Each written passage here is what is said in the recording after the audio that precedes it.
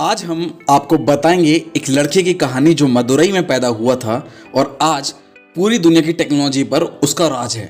शायद ही कोई ऐसा दिन होता है जिस समय आप उस लड़के का बनाया हुआ प्रोडक्ट यूज नहीं करते।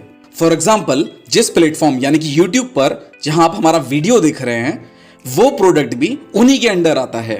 अगर आप गूगल मैप का यूज करते हैं, अगर आप गूगल प्ले स्टोर का यूज करते हैं, आप एंड्रॉइड का यूज करते हैं, तो वास्तव में आप उन्हीं के प्रोडक्ट को यूज कर रहे हैं। इस लड़के को इसके पोस्ट ग्रेजुएशन में एडमिशन दिलाने के लिए, स्कूल तक पहुंचाने के लिए इनके फादर की एक पूरे साल की तनख्वाह लग गई थी और आज ये लड़का हर दिन एक रोल्स रॉयस खरीद सकता है। हम बात कर रहे हैं गूगल के करंट सीईओ सुंदर पिचाई की, जिन्होंने भारत का सिर इतना ऊंचा कर दिया कि वास्तव में अगर आज पूरी टेक्नोलॉजी के डिपार्टमेंट में सबसे ऊपर नाम लिया जा रहा है किसी टेक्निकल हेड का, तो वो सुंदर पिचाई ही हैं। पिचाई के फादर एक इलेक्ट्रिकल इंजीनियर थे, तो शुरू से ही उन्हें डिवाइसेस में बहुत ही ज्यादा इंटरेस्ट था। 12 साल की उम्र में उन्होंने अपने घर का टेलीफोन खोलकर उसमें पूरे मॉडिफिकेशन करके उसे अपग्रेड कर दिया था और इनकी मेमोरी इतनी शार्प थी कि वास्तव में इन्हें 500 से ज्यादा नंबर्स मुंह जबानी याद थे। पढ़ाई में ये काफी शानदार थे और 12th के साथ ही इन्होंने आईआईटी का एग्जाम क्रैक करके आईआईटी खड़गपुर में एडमिशन ले लिया। पर यहाँ पर दोस्तों एक कैच है। क्या आप जानते हैं कि सुंदर पिचाई की ब्रांच क्या थी? वो कंप्यूटर साइंस से नहीं थे, वो आईटी से भी नहीं थे, वो थे मेटलर्जी इंजीनियरिंग से। जी हाँ दोस्तों, गूगल का हेड मेटलर्जी डिपार्टमेंट से पढ़ा हुआ है। बीटेक कंप्लीट करने के बाद उन्होंने अपने मास्टर्स को करने के लिए वॉटन की यूनिवर्सिटी ऑफ पेंसिल्वेनिया को चुना। ये वही यूनिवर्सिटी है दोस्तों जहां से डोनाल्ड ट्रंप और एलोन मस्क दोनों पास आउट हैं।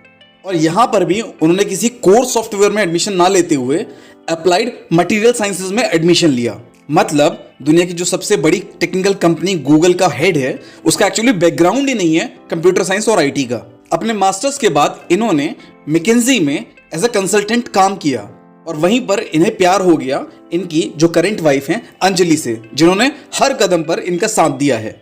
2004 में इन्होंने गूगल को ज्वाइन किया। उस समय इंटरनेट यूज करने के लिए इंटरनेट एक्सप्लोरर और माइक्रोसॉफ्ट का बिंग नाम का सर्च इंजन यूज किया जाता था। तो ऐसे में गूगल को भी किसी सर्च इंजन की जरूरत थी और उनके पास उन्होंने लॉन्च किया गूगल टूल बार। पर एक्चुअली ये टूल बार, या अगर आपको याद हो, इंटरनेट एक्सप्लोरर, बिंग कभी भी इतने यूजर फ्रेंडली नहीं थे दोस्तों।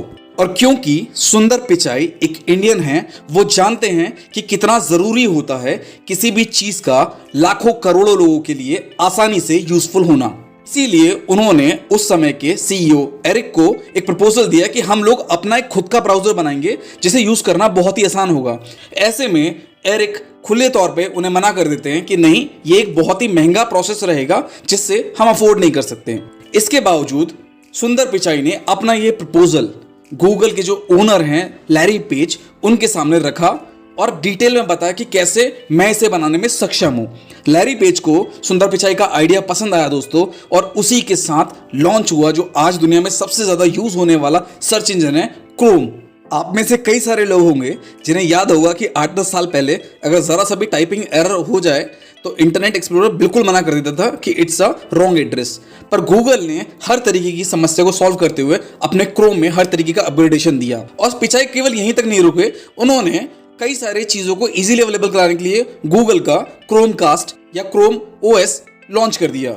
और सुंदर पिचाई के इस धमाके से वास्तव में पूरा का पूरा टेक्नोलॉजी वर्ड डिपार्टमेंट हिल चुका था। इस उपलब्धि पर उन्हें वाइस प्रेसिडेंट यानी वीपी बना दिया गया था गूगल में। क्रोम के लॉन्च होते ही इंटरनेट एक्सप्लोरर, मोजिला, बिंग और इस तरीके के जितने भी प्लेटफॉर्म्स थे काफी तेजी से नीचे आने लगे।